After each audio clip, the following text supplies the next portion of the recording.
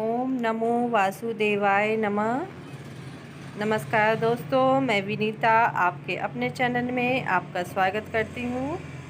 और दोस्तों, आप सभी कैसे हैं? आशा करती हूँ आप सभी अपने घर पर स्वस्थ होंगे। आज हम चैत मास की पाप मोचनी एकादशी की महत्तम कहने जाएंगे। उससे पहले मैं आपसे प्लीज़ रिक्वेस्ट करना चाहूँगी, जो हमारे चैनल पे फर्स्ट टाइम आए हैं वो हमारे चैनल को प्लीज़ सब्सक्राइब कर लीजिए और अपने फैमिली फ्रेंड्स के साथ शेयर कीजिए। आपको ये महत्तम अवश्य पसंद आएगी, लाइक अवश्य कीजिएगा। प्राचीन समय में कुबेर का चैत्रथ नाम का एक बाग था। उसमें गंधर्वों की कन्याएं किन्नरों के साथ विहार करती थीं। वहाँ अनेक प्रकार के पुष्प खिल रहे थे। उसी वन में अनेक ऋषि तपस्या करते थे। स्वयं इंद्र भी चैत और बैसाख मास में देवताओं के साथ वहाँ आकर क्रीड़ा किया करते थे। वहीं अपने आश्रम में मेधावी नाम के एक ऋषि भी तपस्या में संलग्न थे। वे शिव के भक्त थे।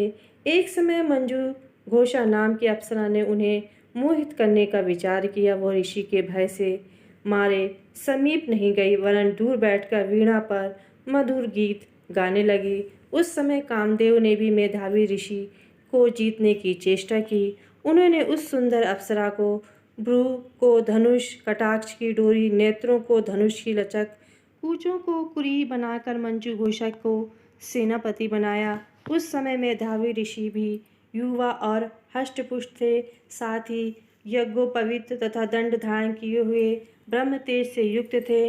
मंजू घोषा ऐसे सुंदर ऋषि को देखकर उनकी सुंदरता पर मुग्ध हो गई और अपने गीत, चूड़ियों और नुपुरों की झंकार तथा नित्य कला द्वारा हाव भाव दिखाकर मुनि को रिझाने लगी। पर्याप्त समय तक यह क्रम चलता रहा और अंत में कामदेव ने ऋषि को पराजित कर दिया। फलस्वरूप ऋषि मंजू घोषा के साथ रमण करने लगे और काम में इतने वशीभूत हो गए कि उन्हें दिन रात रात्रि कुछ भी विचार नहीं रहा। इस प्रकार बहुत समय बीत गया। तब एक दिन मंजू घोषा कहने लगी, ऋषि जी, बहुत दिन बीत गए, अब मुझको स्वर्ग जाने की आज्ञा दीजिए। मुनि ने कहा, आज इसी संध्या को तो आई हो, प्रातःकाल होने तक चली जाना। मुनि के ऐसे वचन सुनकर अप्सरा कुछ समय तक रुकी और अंत में उसने पुनः मुनि से विदा मांगी। तो मुनि कहने लगे, अभी तो आधी रात ही हुई है। अप्सरा ने कहा, महाराज, आपकी रात तो बहुत लंबी है, इसका क्या परिणाम है? मुझको यहाँ पर आए कितने वर्ष बीत गए हैं। उस अप्सरा की यह बात सुनकर मुनि को समय का ज्ञान हुआ तो विचार करने लगे कि इस अप्सरा के साथ रमण करते हुए हमको 57 वर्ष 7 मास 3 दिन बीत गए। तो वह उनको काल के समान प्रतीत हुई। मुनि अत्यंत क्रोधित हुए, उनकी आंखों से ज्वाला उत्पन्न होने लगी। वे कहने लगे, मेरी कठिन परिश्रम से एकत्र की हुई तपस्या को तूने नष्ट कर दिया।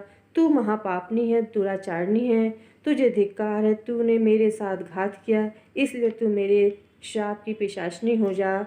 मुनि के शाप से मंजू घोषा तत्क्षण पिशाचनी हो गई और भयभीत होकर मुनि से प्रार्थना करने लगी कि महाराज, इस श्राप का किस प्रकार निवारण कीजिए। अप्सरा के ऐसे दीन वचन सुनकर मुनि बोले कि दुष्ट, यद्यपि तूने मेरा बहुत अनिष्ट किया है, परंतु फिर भी मैं तुझे शाप से छूटने का उपाय बतलाता हूँ।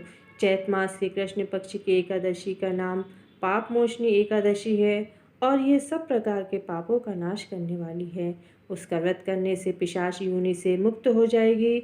ऐसा करके मेधावी ऋषि अपने पिता चैवन ऋषि के आश्रम में चले गए। मेधावी को देखकर चैवन ऋषि कहने लगे, अरे पुत्र, तूने ऐसा क्या किया जिससे तेरा सारा पुण्य छीन हो गया? मेधावी कहने लगे, पिताजी, मैंने अप्सरा के साथ रमण करके घोर पाप किया है, अतः आप इस पाप से छूटने का प्रायश्चित मुझे बतलाइए। तब चैवन ऋषि कहने लगे, हे पुत्र, चैत मास से कृष्ण पक्ष की पाप मोचनी एकादशी की व्रत करने से सब पापों का नाश हो जाता है, इसलिए तुम इस व्रत को करो। पिता की आज्ञा पाकर मेधावी ऋषि ने भी इस व्रत को किया, जिससे उनके सब पाप नष्ट हो गए और वे पवित्र हो गए। उधर मंजू घोषा भी व्रत के प्रभाव से पिशाच योनि से मुक्त और दिव्य देह धारण करके स्वर्ग को चली गई। लोमश ऋषि कहते हैं, हे राजन, पाप मोचिनी एकादशी के व्रत को करने से सब पाप नष्ट हो जाते हैं। इस कथा को पढ़ने या सुनने से 1000 गोदान का फल प्राप्त होता है और व्रत के प्रभाव से ब्रह्म हत्या, गर्भपात, बाल हत्या, सुरापान, गुरु स्त्री से प्रसंग आदि सब पाप से नष्ट हो जाते हैं। तो दोस्तों, आपको ये कथा अवश्य पसंद आई होगी, लाइक अवश्य कीजिएगा। जय श्री कृष्ण वासुदेवाय नमः।